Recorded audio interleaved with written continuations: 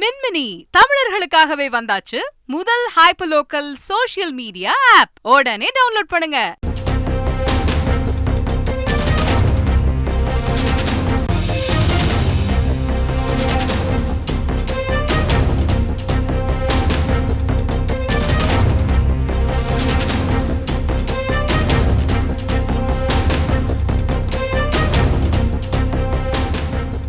அண்மை செய்தி 2022-23 ஆண்டுகளுக்கான இலக்கிய மாமணி விருது அறிவிக்கப்பட்டிருக்கிறது. விருதாளர்களின் பெயர்களை தமிழக அரசு அறிவித்திருக்கிறது. இது பற்றிய மேலும் விவரங்களை செய்தியாளர் பாஸ்கரன் வழங்க நிற்கலாம். வணக்கம் பாஸ்கரன், இந்த இலக்கிய மாமணி விருதுக்கு யார் யாருடைய பெயரெல்லாம் பரிந்துரைக்கப்பட்டிருக்கிறது? மரபு தமிழ், ஆய்வு தமிழ், படைப்பு தமிழ் ஆகிய வகைப்பாட்டில 3 அறிஞர்களுக்கு ஆண்டுதோறும் உயரிய விருதான இலக்கிய மாமணி விருது என்பது வழங்கப்பட்டு வருகிறது.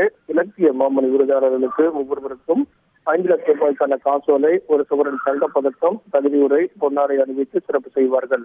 2022 ஆண்டுக்காக இலக்கிய மாமணி விருதுக்காக கள்ளக்குறிச்சி மாவட்டத்தை சேர்ந்த முனைவர் அரங்க ராமலிங்கம் அவர் தேர்வு செய்யப்பட்டிருக்கார். அதே போல விருதுநகர் மாவட்டத்தைச் சேர்ந்த கோதண்டம் அவரும் ஆய்வு தமிழ் என்ற அடிப்படையில அவர் விருதுக்காக தேர்வு செய்யப்பட்டிருக்கார். கோயம்புத்தூர் மாவட்டத்தை சேர்ந்த முனைவர் சூரியகாந்தர் அவரும் படைப்பு தமிழ் என்ற அடிப்படையில தேர்வு செய்யப்பட்டிருக்கார். அதே போல 2023 ஆண்டுக்கான இலக்கிய மாமணி விருது என்பது கடலூர் மாவட்டத்தை சேர்ந்த மாணிக்க வாசகன் அவர் மரபு தமிழ் என்ற அடிப்படையிலும், திருநெல்வேலி மாவட்டத்தை சேர்ந்த பேரரசர் சந்தோஷ் சுந்தரம் ஆய்வு தமிழ், சிவகங்கை மாவட்டத்தை சேர்ந்த கவிஞர் இலக்கிய நடராஜன் அவர்கள் படைப்பு தமிழ் என்ற அடிப்படையில் தேர்வு செய்யப்பட்டிருக்கார்கள். இவர்களுக்கெல்லாம் இலக்கிய மாமணி விருது என்பது வழங்கப்பட உள்ளது.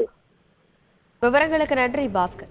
மின்மினி தமிழர்களுக்காகவே வந்தாச்சு முதல் ஹைப்பர்லோக்கல் சோஷியல் மீடியா ஆப். உடனே டவுன்லோட் பண்ணுங்க.